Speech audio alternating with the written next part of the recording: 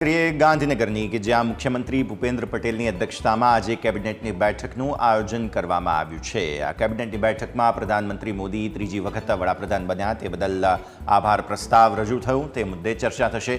આ સિવાય જે મહત્વપૂર્ણ બિલ છે કાળા જાદુ બિલ આ મુદ્દે પણ ચર્ચા કરવામાં આવનાર છે।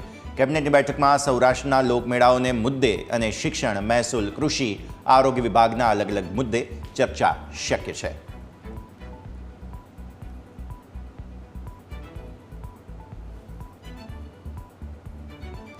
સંવાદદાતા મલ્હાર અત્યારે ગાંધીનગરથી આપણી સાથે જોડાઈ રહ્યા છે। આ કેબિનેટની બેઠકના કયા કયા મહત્વપૂર્ણ મુદ્દાઓ છે ચર્ચા કરીએ। Malhar, good morning. જણાવો, આજે આ મહત્વપૂર્ણ બેઠક છે, લોકમેળાની તૈયારીઓ થઈ રહી છે, બહુ મહત્વપૂર્ણ, અને સેફટી, સુરક્ષા આ તે બધાને લઈને પણ ઘણી મહત્વપૂર્ણ ચર્ચા, સાથે સાથે કાળા જાદુ બિલને લઈને પણ ચર્ચા આજની બેઠકમાં શક્ય। મલ્હાર,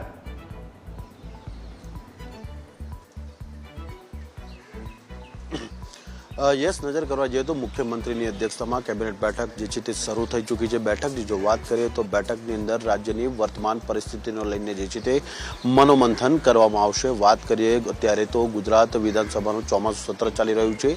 આ ત્રિદિવસ સત્રની અંદર એક દિવસ જે છે તે પસાર થઈ ગયો છે, એટલે કે ગઈકાલે જે પ્રથમ દિવસ ચોમાસા સત્રનો જે મળ્યો હતો વિધાનસભાનો, તે સત્રની અંદર રાજ્ય સરકાર દ્વારા જે કાળા જાદુનું બિલ જે રજૂ કર્યું હતું અને સર્વાનુમતે પસાર કર્યું હતું તેને લઈને કેબિનેટ બેઠકની અંદર જે છે તે સમીક્ષા કરવામાં આવશે અને ત્યારબાદ આ બિલ જે છે તે રાજ્યપાલને સુધારા માટે અને મંજૂરી માટે મોકલી દેવામાં આવશે।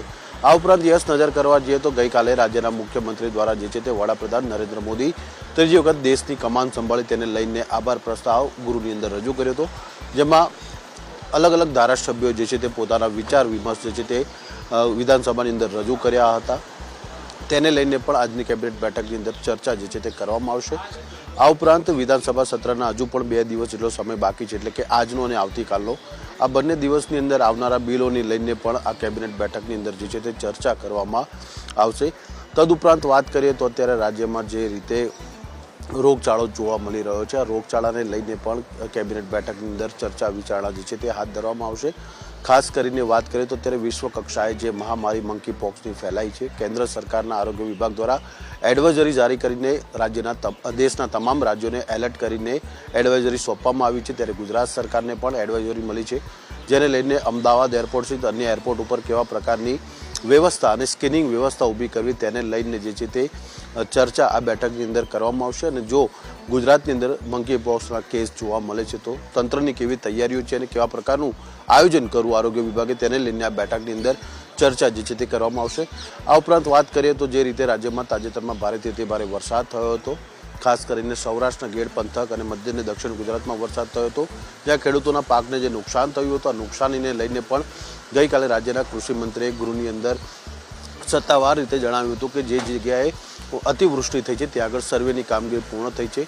મુખ્યમંત્રી સાથે પરામર્શ કરીને જે છે તે કેટલી સહાય SDRFના ધોરણ પ્રમાણે ચૂકવવી તે નિર્ણય કરવામાં આવશે। એટલે કે કેબિનેટ બેઠકની અંદર પણ આ મુદ્દે જે છે તે કૃષિ વિભાગના મંત્રી રાઘવજી પટેલ મુખ્યમંત્રી સાથે આ મુદ્દે પરામર્શ કરીને નિર્ણય જે છે તે લઈ શકે છે।